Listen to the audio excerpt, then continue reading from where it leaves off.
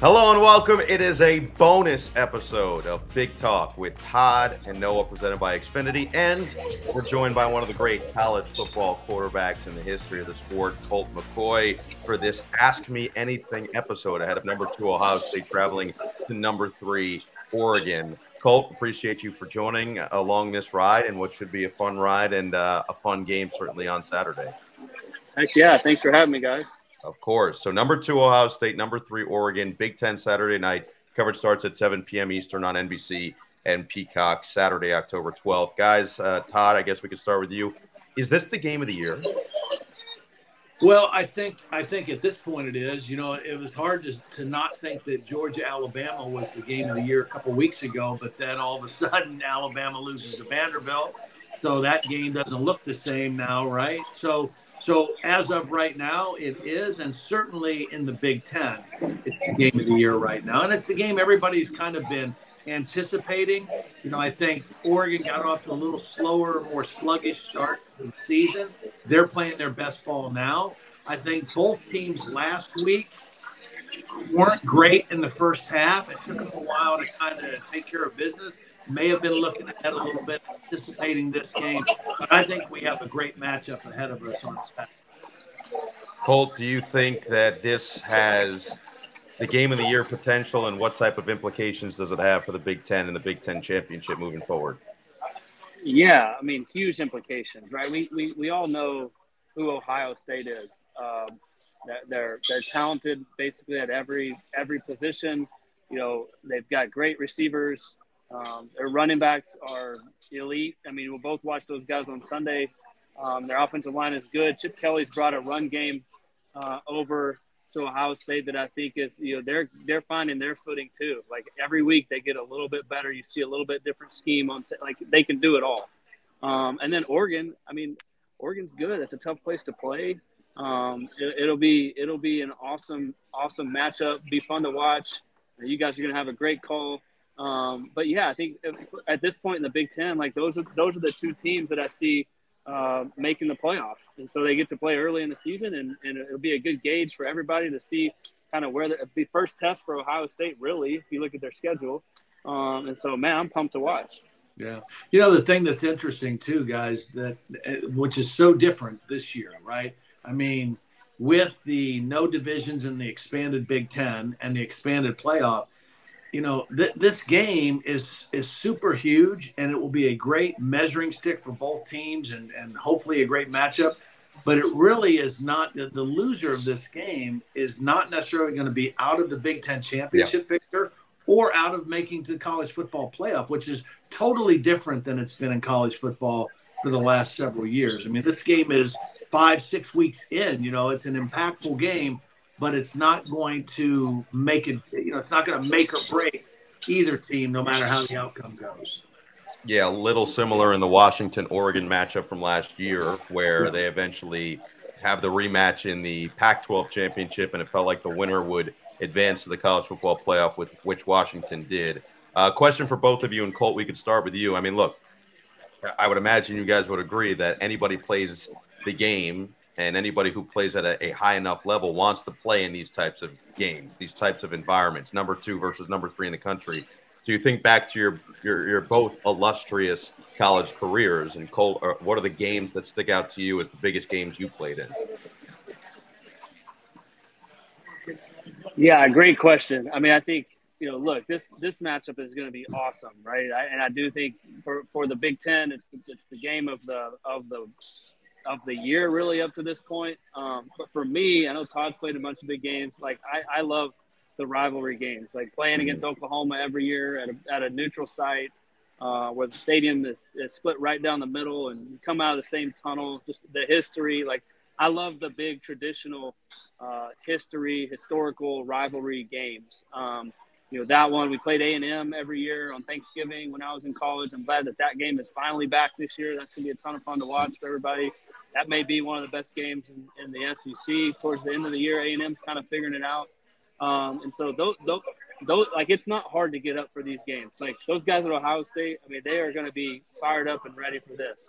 Oregon, hosting them, like that's going to be a great atmosphere and environment. These games are what college players, dream of, live for. This is what you circle when you get the schedule.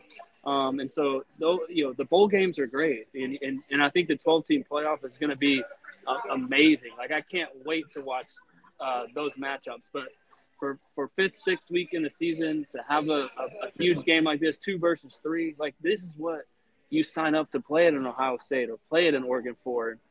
You don't have to, like, find extra energy or juice or drink a Red Bull before this game. Like, you're ready to go, and this is what it's all about. Yeah, I agree. And we both played in great bowl games. We both played in national championship games. But the regular season matchups. I mean, for me, our rival when I was at Penn State was University of Pittsburgh. Dan Marino was the quarterback at Pitt when I was at Penn State. And we had some great battles with them. Their roster was littered with future NFL guys, as was ours. The one that stands out to me the most, 1981, my junior year, Pitt was undefeated and ranked number 1, and we played in Pittsburgh. And we went down 14-0 and came back and won 48-14 in their stadium. And it was an incredible experience. And then my senior year, the year we won the national championship, we had a game in week 4 against Nebraska at home. And at that time, Nebraska was number 2 and we were number 8. And it was the first night game ever played at Penn State. Went down to the very last play of the game. We had a touchdown completion in the end zone with 4 seconds left to win the game 27-24. And, the fans stormed the field. And, I mean, those are the games that stick with you forever, right? And it sticks with the Nebraska people, too, because every time I go to Lincoln, to this day, 30 years later, they still, bug me about that game because there was a play earlier in the game or earlier in our last drive where our tight end caught a pass, and if there was instant replay, he would have been called out of bounds. They called him inbounds. It wasn't the game-winning play, but it was on the game-winning drive. And so I still hear about that 30 years later. We appreciate your honesty, by the way. Yeah. I'm glad that you can talk about it now very openly. You guys both know about great quarterback play and how important it is to a success of a team. TB, we'll start with you on this one. We've got 2 transfer quarterbacks and 2 experienced guys in Will Howard and Dylan Gabriel in this game. And both, it feels like, have brought a different type of swagger to their teams. How do you feel like they both fared so far this season? Well, I think they've both played extremely well. I mean, their numbers are almost identical, straight across the board. Running yardage, passing yardage, touchdowns, interceptions, everything, right? So the biggest thing they both bring to the table is great experience. They both have played a lot of ball. I think Dylan Gabriel has more starts than anybody, right? Anybody playing college football right now. So they've done it at different places. They've brought that maturity. They've brought a veteran presence and a veteran leadership, not only to the huddle and to the field, but also to the locker room, the practice field. So I think they've done a great job in that regard. They both have thrown 3 interceptions, so Colt mentioned, Will Howard has, he's kind of been good for a pick a game. Dylan Gabriel, the scary thing about that is his 3 interceptions have all been in the red zone. 2 interceptions last week came in the red zone where he just got a little greedy or he was not on the right timing with the route. And so, those are mistakes that you can't afford to make this week. Neither one of those guys can afford to make a critical error in this game, because they're both good enough to make the plays when they're there. And so I think they're mature guys, but they're still going to be jacked up to play. And the thing they have to be careful of is not trying too hard to make the big play, just allowing the game to happen and do what their training has taught them to do.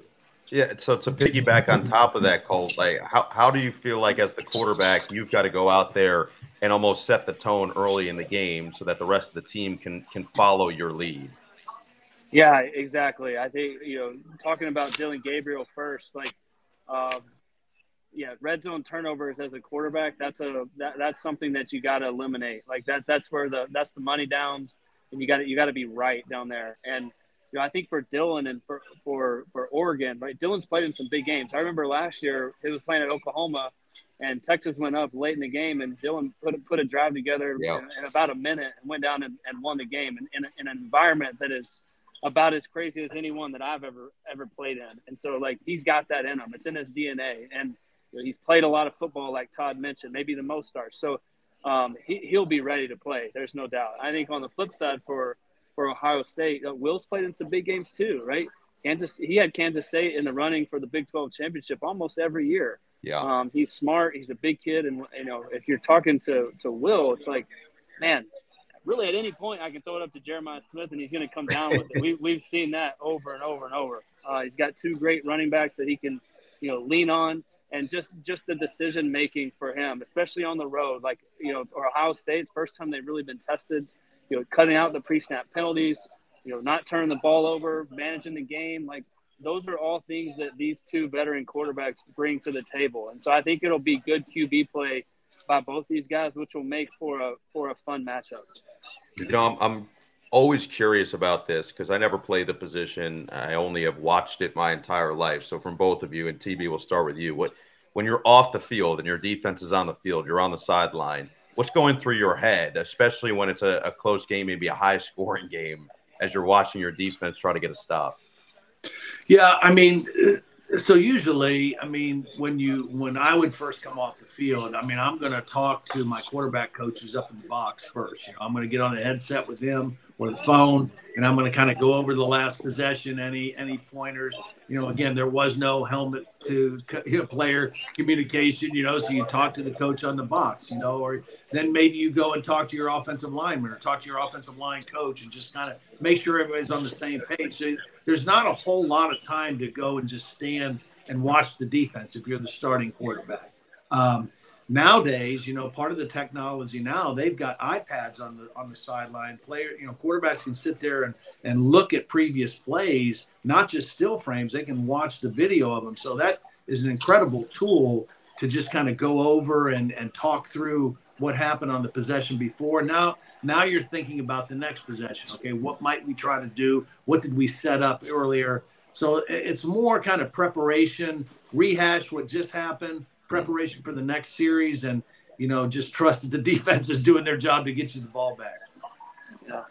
Yeah. I would say, I think I'm putting myself in Dylan Gabriel's shoes after watching Ohio State's defense. Like, they're not going to give up many big plays, right? And so when you come off the side, like, you're talking to the coach, watching you can literally rewind and watch every play and see every coverage. Yeah. I think for Oregon, the key for them this week, in my opinion, is going to be sustaining drives, knowing that, like, Ohio State really, their first day when they install their defense is 4 down, 3 linebackers, cover 4.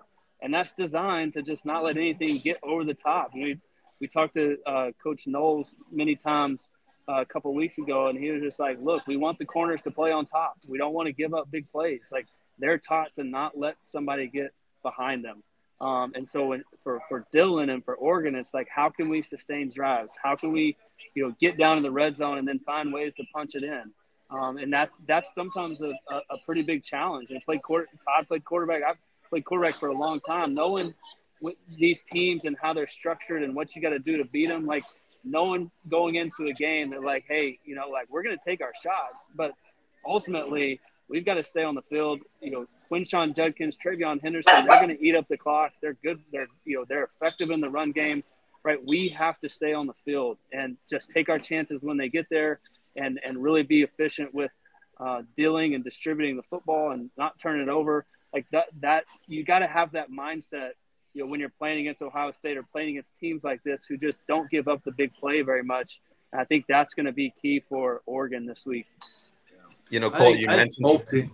I just think both teams, want to run the football, and because like good offenses, a lot of your big play opportunities are going to come off of play action. Those opportunities to get chunk plays down the field are going to come off of play action. So having some success running the football for both of these teams will be really, really important, because that will set up those opportunities to get chunk yardage plays against good defenses. It's too hard to just kind of go 5 yards, 4 yards, 3 yards, 2, you've got to get some chunk plays, and the best ones typically come off of play action. Colt, you mentioned the fact that for Will Howard, he just kind of can throw it up, and you've got a guy in Jeremiah Smith who feels like he's going to keep bringing it down. I mean, same for Emeka Ibuka. They've got two of the premier wide receivers in college football. It almost feels the same with Tez Johnson on the other side in Oregon, especially in games like this, in big games where you feel like, okay, I know I've got someone I can rely on. We saw it with Ohio State last year and Marvin Harrison Jr. and Kyle McCord and the connection that they had. But from a quarterback perspective, big game, good defense on the other side, how much are you saying, look, I got to rely heavily on my go-to and my number one option in this game? Yeah, exactly. And there's, Tez on Oregon's side, Jeremiah and Emeka. Emeka's played in big games every year, right? And so as a quarterback, like let my best players show up. Let me trust in them. If I get one-on-one matchups, let me take them. And so their big plays are going to come. And the one other thing I want to mention about this game is that, like, both these quarterbacks can run. They don't do it that often. Like, I've seen Gabriel make some plays with his legs in big-time situations. Going back to last year, like, he can move. Will Howard, I mean, he's a big kid. He's 6'4". He's 225 pounds. Like, he can run too. Like, there's some QB design runs that I think you'll see from him at times. But they're always, you want to play coverage. You want to play some 2D shell coverage, keep things in front of you. You got to watch out for the quarterback scrambling for a couple first downs, big plays in this game. And that may be something to watch for, especially, this week. But you're right. The big players make big-time plays in big-time games. And so I imagine we'll see some one-handers from those guys that are going to be, highlight reels and be fun to watch. TB, you feel the same way? Big play for a big game, you go to your go-to guy?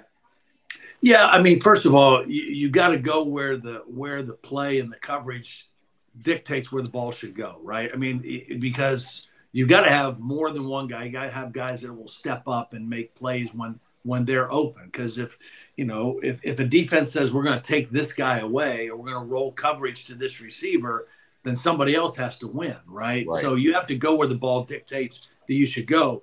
But at the same time, you also know who you can depend on, right? Because the hardest, the game within the game, the hardest places to make plays are on third down, 3rd and 6+ throws in that situation, or in the red zone where the field shrinks. So you have to know who you can really depend on.